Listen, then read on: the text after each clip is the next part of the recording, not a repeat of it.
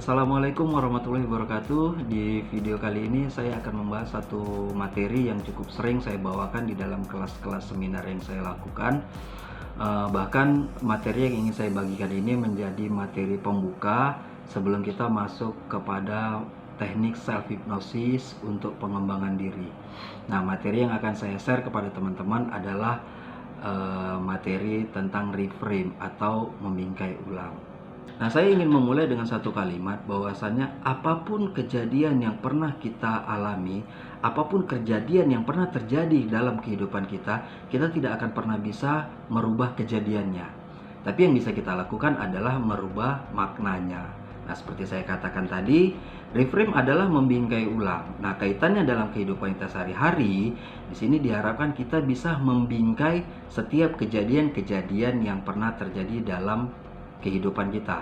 Nah, harapannya adalah kita mampu memberikan bingkai terbaik kepada kehidupan kita, kepada kejadian-kejadian yang pernah kita alami, sehingga kita mendapatkan makna yang terbaik pula.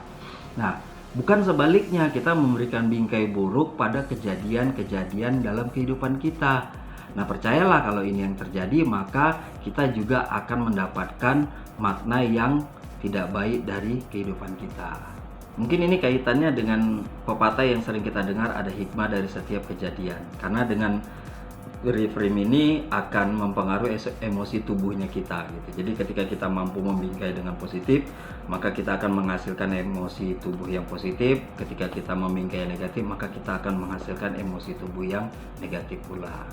Bagaimana cara kita agar kita mampu membingkai setiap kejadian-kejadian yang kita alami dengan bingkai yang terbaik, dengan bingkai yang positif? Nah, hal mendasarnya adalah dengan cara berpikiran positif. Jadi bingkai terbaik itu, reframe terbaik itu hanya bisa didapatkan dengan cara berpikir positif. Nah, saya kasih contoh nih. Waktu kita SD, waktu saya SD, nama orang tua itu adalah sesuatu yang sangat rahasia banget. Kalau perlu jangan sampai ada yang tahu. Teman-teman kita nggak boleh tahu. Kenapa? Karena memang ketika nama orang tua kita disebut, ketika kita zaman SD, kita bisa marah gitu. Atau ketika nama orang tua kita disebut berulang-ulang, kita bahkan bisa nangis gitu. Karena kenapa? Normalnya kita menganggap itu adalah sebuah ledekan atau sebuah ejekan bagi kita gitu. Tapi bagaimana kita lihat kejadian tersebut ketika kita sudah dewasa? Ketika kejadian itu berulang, nama orang tua kita disebut, kita mungkin sebagian dari kita masih merasa ada yang risih gitu ya, sah-sah saja gitu. Tapi ada sebagian orang yang merasa enjoy aja, santai-santai aja ketika nama orang tuanya disebut. Bahkan ada ya beberapa yang nama orang tuanya jadi nama panggilan untuk dia gitu, dan emosi tubuh yang dikeluarkan asik-asik aja, biasa-biasa aja. Nah, dari satu kejadian ini kita bisa menghasilkan dua makna yang berbeda ketika kita membingkai kejadiannya gitu. Waktu SD kita bingkainya beda, waktu dewasa kita bingkainya beda, sehingga satu kejadian bisa menghasilkan dua makna yang berbeda ketika kita membingkainya dengan cara yang berbeda pula. Oke, nah sekarang coba teman-teman bayangkan itu. Coba sekarang teman-teman bayangkan apa sih yang ada di benak teman-teman. Kalau saya kasih satu kejadian nih, apa yang ada di pikiran teman-teman ketika ada laki-laki dan laki-laki pelukan? Nah, kejadiannya itu ada laki-laki dan laki-laki pelukan. Nah, hal ini sering saya tanyakan di kelas seminar saya. Rata-rata orang ngejawab dengan sesuatu yang tidak mengasihkan gitu. Ada yang bilang jijik, ada yang bilang risih, ada yang bilang geli, ada yang bilang aneh, dan seterusnya gitu. Nah, rata-rata jawabannya seperti itu. Kejadiannya satu.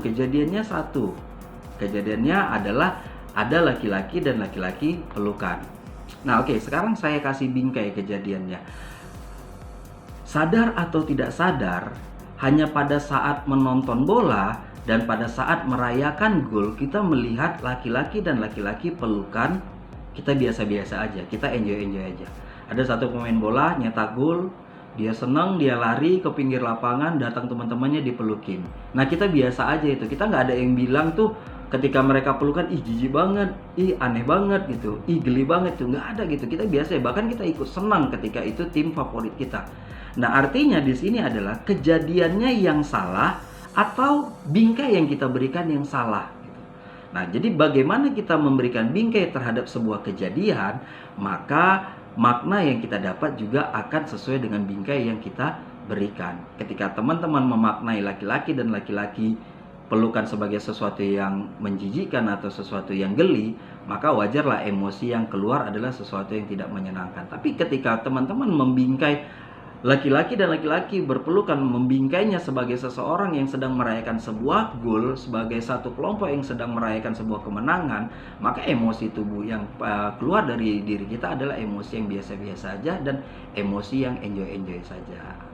Oke, nah sekarang saya kasih contoh lagi. Nah, teman-teman silakan jawab saja dalam hati pertanyaan yang saya berikan. Nah, saya akan kasih satu buah kejadian, ya, satu buah kejadian, dan saya akan coba rubah-rubah bingkainya.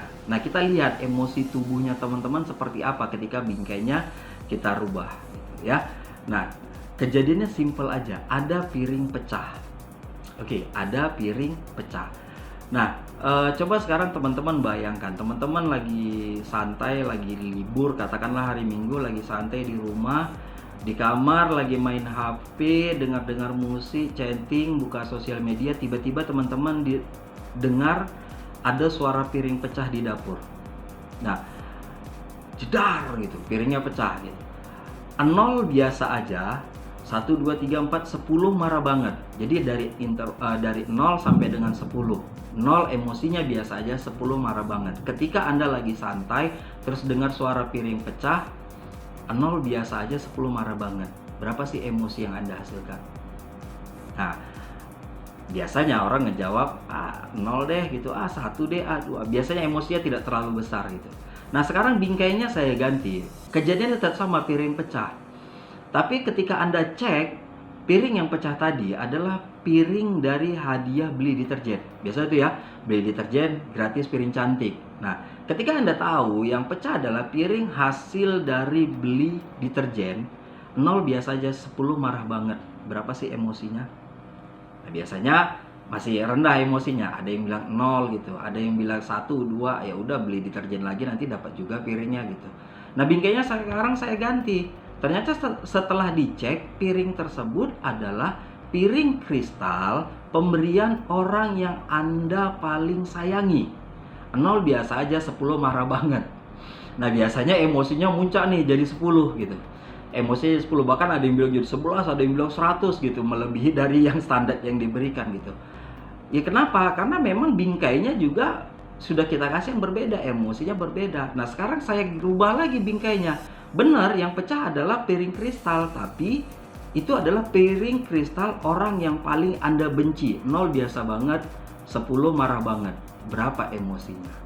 Nah, silakan dijawab. Nanti teman-teman coba jawab pertanyaan ini di kolom komentar. Ketika kejadiannya sama, bingkainya saya rubah, kejadiannya tidak saya rubah, bingkainya yang saya rubah, berapa emosi yang teman-teman hasilkan? Bagaimana emosinya? Naik turun atau tidak?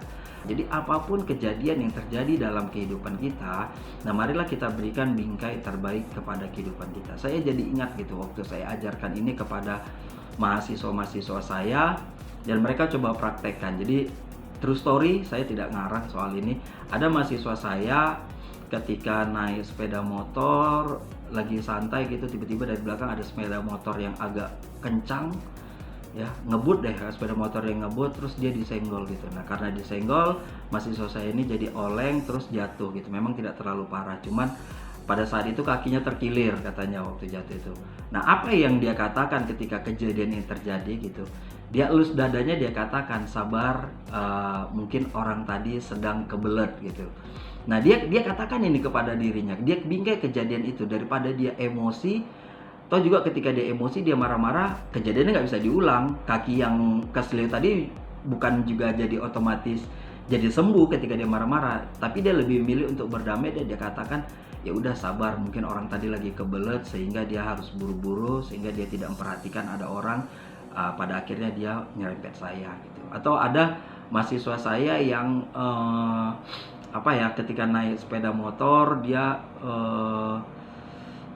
semacam terlibat percekcokan gitu ya, kena dimarahin gitu deh sama sama pengendara lain yang sebenarnya dia tidak melakukan kesalahan gitu. Apa yang dia katakan? Dia elus dadanya, dia katakan, terima kasih Tuhan, hari ini kau berikan aku pelajaran untuk menjadi orang yang lebih sabar gitu. Nah, ketika dia lakukan emosi yang seperti itu, maka emosi tubuhnya akan jadi lebih baik, kualitas tubuhnya pun akan jadi lebih baik-baik saja, dan ya semuanya akan berjalan normal saja. Dibandingkan dia harus lebih memilih untuk marah-marah gitu, membingkai kejadian dengan sebuah kesialan, membingkai dengan kejadian dianggap direndahkan dan segala macam. Pada akhirnya dia marah-marah, kejadiannya tidak berubah, hubungan menjadi tidak baik, suasana akan menjadi lebih memanas, dan semuanya akan menjadi lebih buruk gitu. Nah, harapan dari bingkai, dari reframe ini adalah itu, kita bisa menghasilkan emosi-emosi yang positif dengan cara memberikan bingkai-bingkai terbaik dalam setiap kejadian kita. So, mulai hari ini setelah menonton video ini, apapun kejadian yang kita alami, apapun kejadian yang terjadi dalam hidup kita, berikanlah bingkai-bingkai yang terbaik sehingga kita bisa mendapatkan makna yang terbaik, emosi tubuh kita pun menjadi lebih baik. Oke, saya rasa demikian video kali ini. Terima kasih buat yang sudah nonton video ini. Jangan lupa terus dukung kita dengan klik like, comment, and subscribe. Bantu kita, dukung kita terus agar kita tetap semangat untuk memberikan konten-konten terbaik kita tentang hipnoterapi ataupun hipnosis. Terima kasih. Assalamualaikum warahmatullahi wabarakatuh.